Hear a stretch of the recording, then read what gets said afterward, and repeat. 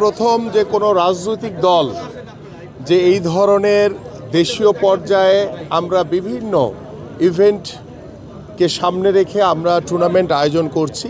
আপনারা ইতিমধ্যে দেখেছেন যে আমাদের জিয়া ক্রিকেট টুর্নামেন্ট হয়েছিল, আমাদের আরাফাত রহমান কোকো স্মৃতি ফুটবল টুর্নামেন্ট, আমাদের জিয়া আমাদের বিভাগীয় আমাদের ভলিবল টুর্নামেন্ট হয়েছে, আমাদের সুইমিং টুর্নামেন্ট হয়েছে। এই ধরনের আজকে আমরা প্রায় 32টি দল নিয়ে আমরা Zia inter university cricket tournament আমরা শেষ করেছি।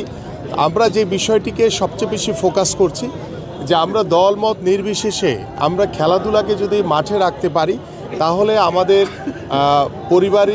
পারিবারিকভাবে আমাদের সামাজিক যে গুণগত পরিবর্তন দরকার এবং রাষ্ট্রীয়ভাবে গুণগত পরিবর্তনের মাধ্যমে আমরা আগামীর বাংলাদেশে ক্রীড়াঙ্গনের ভূমিকার মাধ্যমে আগামীর বাংলাদেশের রাজনীতিতে আমরা গুণগত পরিবর্তন আনতে চাই। আমরা সমাজ ব্যবস্থায় যে পরিবর্তন আনতে চাই তার অন্যতম বাহন হবে এবং ধারক হবে হচ্ছে বাংলাদেশের আগামীর ক্রীড়াঙ্গন।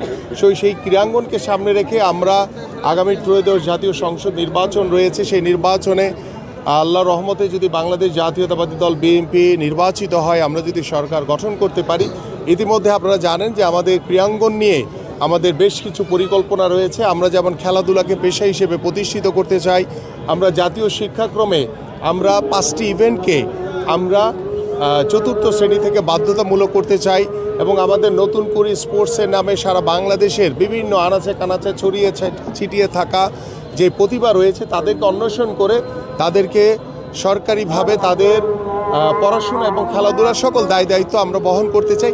ঠিক এইভাবে বাংলাদেশে স্পোর্টসের একটি ইন্ডাস্ট্রি তৈরি করতে চাই, যা বিদেশ থেকে আমদানি করে দেখা যাচ্ছে যে আমাদের খেলোয়াড়রা তারা স্পোর্টসের ইকুইপমেন্টস ব্যবহার করছে। যদি আমরা নিজেরাই যদি তৈরি করতে পারি তাহলে আমাদের বাংলাদেশের চাহিদা পূরণ করে আমরা বিদেশেও রপ্তানি করতে পারবো। এইভাবে চিন্তা করে আমাদের স্পোর্টস ভিলেজের চিন্তাভাবনা রয়েছে।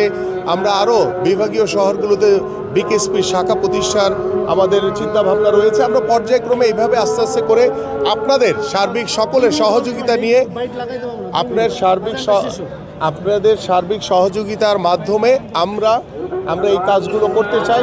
সো এইভাবে আমরা আগামী বাংলাদেশের ক্রীড়াঙ্গন নিয়ে এগিয়ে যেতে চাই।